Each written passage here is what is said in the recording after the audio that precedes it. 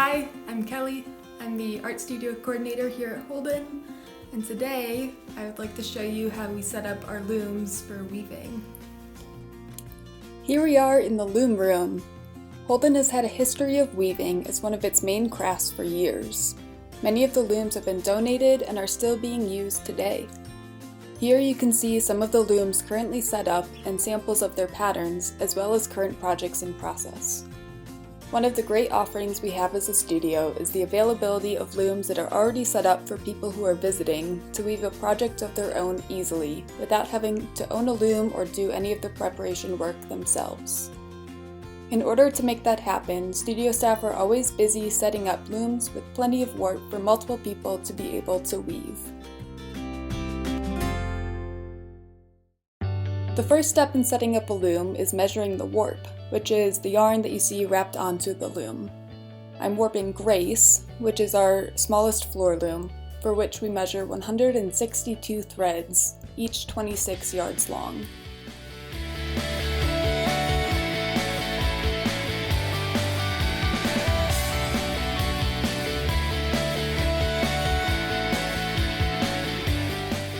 Once the warp is measured, we tie it up until we are ready to wind it onto the loom.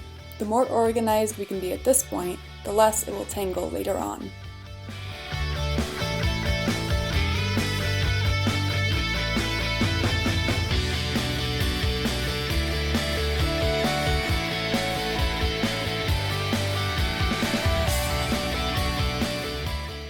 When we're ready, we tie 2 rods to the loom to hold our warp neatly, which will keep the threads in order while they are being wound on.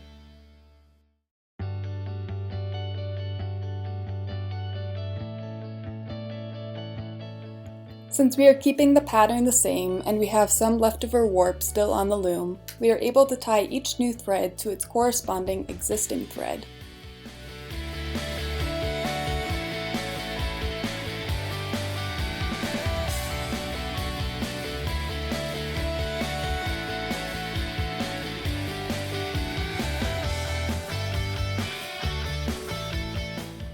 When all of the new threads are tied up, we pull them through the reed and heddles and cut off the old warp on the backside.